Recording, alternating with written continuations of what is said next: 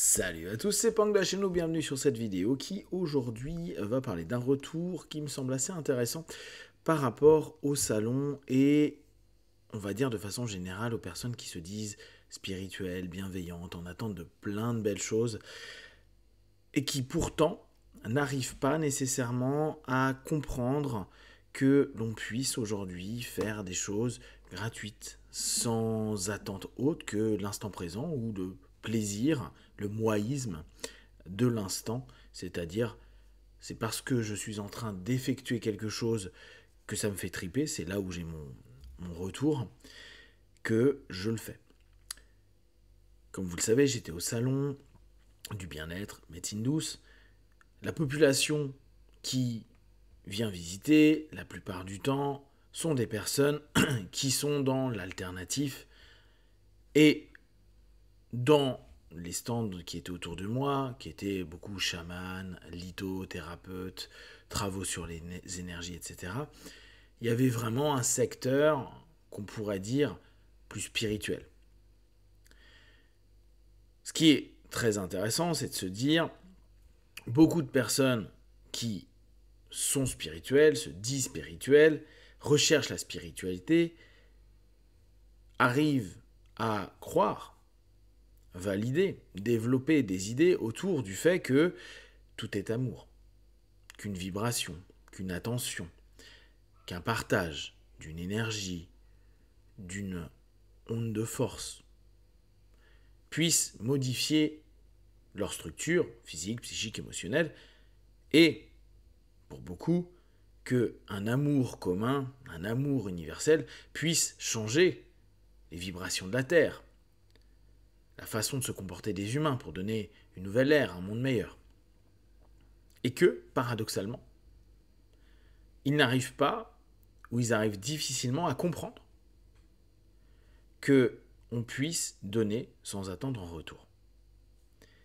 Pour ceux qui ont un peu suivi, vous savez que j'ai proposé de prendre un stand qui m'a coûté 1200 € et de simplement y aller pour dialoguer, partager, échanger. Hormis nos cartes, il n'y avait rien.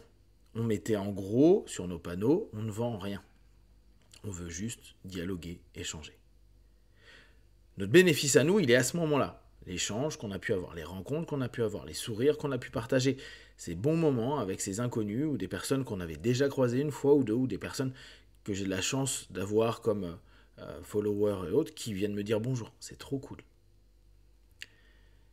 Et on donnait également des livres et bien sûr les liens pour les programmes, les vidéos, les audios qui sont gratuits et qui peuvent aider des personnes. Donc, l'intention unique était, on vient s'amuser, on vient partager. On vient dans un monde qui, logiquement, devrait complètement valider cette attitude. Outre le fait qu'il n'y ait pas, à ce moment précis, de vente à faire, on pourrait se dire, ok, on m'a appris, Internet m'a appris, que si c'est gratuit, c'est moi le produit. Ok. Je trouve ça ultra triste, mais why not? Ou on pourrait ajouter à tout ça, cette notion de réciprocité. On me donne quelque chose, c'est un levier de manipulation, donc c'est que, à un moment ou à un autre, je dois donner quelque chose. Mon attention, mon argent, mon numéro de téléphone, etc. Si on prend ces deux points, oui, sur Internet, quand vous remplissez pour avoir un e-book gratuit votre mail, votre numéro de téléphone ou n'importe quoi, oui, vous rentrez dans une base de données sur laquelle ils vont faire après du mailing et potentiellement vous vendre des choses au fur et à mesure. Oui, quand quelqu'un vous tend un prospectus pour vous prendre 2 secondes ou qui vont devenir 2 minutes ou 5 minutes dans la rue, oui, c'est un échange de votre temps d'attention, de votre temps d'écoute par rapport à quelque chose que l'on donne. Ok. Mais là, en l'occurrence, on n'allait chercher personne. Et la seule personne qui a mis son nom pour avoir la newsletter, bah, elle est unique. Donc, sur 5 jours, une newsletter, Je suis pas sûr que ce soit forcément dans ma méga base de données que ça va donner des petits. Donc, factuellement, il n'y avait rien. Ce qui, moi, m'interroge, c'est de se dire, on se vend, encore une fois, un idéal. Et vous savez bien que mon côté un peu terre-à-terre, au réel, me ramène à des réflexions de ce type-là, dans le sens où, comment il est possible que des personnes nous vendent à longueur de temps de la bienveillance, de l'amour, de l'écoute, du partage, d'être connectés de cœur à cœur, de sentir les ondes, les âmes, de pouvoir parler à des êtres éveillés, de pouvoir parler à leur guide, que leur guide les dirige vers les bonnes personnes, de croire en la loi d'attraction, c'est-à-dire d'obtenir des choses qui peuvent être bonnes et positives pour moi, et qui vont se sentir mal à l'aise quand ils arrivent sur un stand où la seule chose qu'on dit, c'est venez, on papote, on échange, on rigole, et peut-être éventuellement vous allez repartir avec quelque chose. Ça, c'était pas forcément dit, mais c'était juste le moment de partage. Comment ces personnes peuvent croire qu'il y ait un ensemble de liens de cause à effet, des synchronicités, l'attraction de leurs pensées et autres, et qu'ils n'acceptent pas qu'en fait, il y ait quelque chose pour ce que c'est simplement à l'instant présent. C'est-à-dire un groupe de potes qui sont là pour partager une passion qu'ils ont profondément et qui s'éclatent avec ça. C'est comme si il était préférable de se dire, dans mon fantasme et dans mon monde virtuel, il y a quelque chose de bien plus sympa que la réalité. Et je vais à la rencontre de personnes qui restent dans un monde alternatif, de pensée, de perception des choses, mais que je n'accepte pas que le réel tout simple, c'est-à-dire quand je donne un bouquin à quelqu'un, il repart avec un bouquin. Il ne m'a pas donné son nom, il ne m'a pas donné son numéro de téléphone ou son mail, il ne m'a rien donné.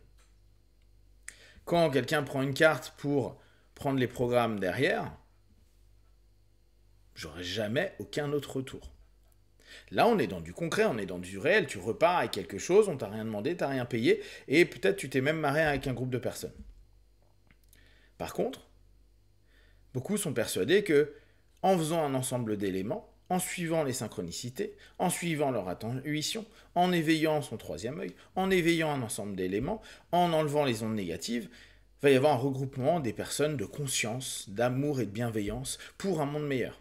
Mais on n'est pas apte à capter que dans le réel, il y a simplement des choses qui peuvent être bien, juste, sans autre chose que ce que c'est.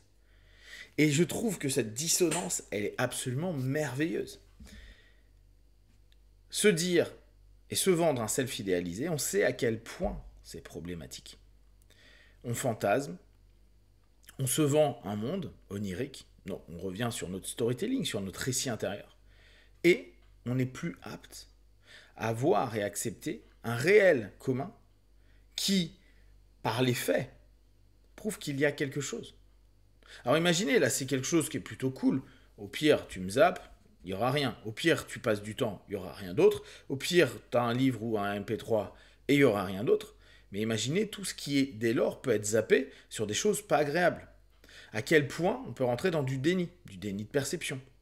Mais non, telle ou telle méthode ne marche pas parce que moi, je sais que mon gourou, mon maître, mon enseignant, ma technique, mon guide, mon sage, ma vibration, mon quatrième œil m'a prouvé que je suis connecté à des choses qui me permettent de savoir, que les autres ne savent pas. Certes, mais tu n'es déjà pas capable de capter ce qui est en face de toi par rapport à juste du partage, de l'honnêteté, et juste des gens qui sont dans un état d'esprit complètement neutre par rapport à autre chose.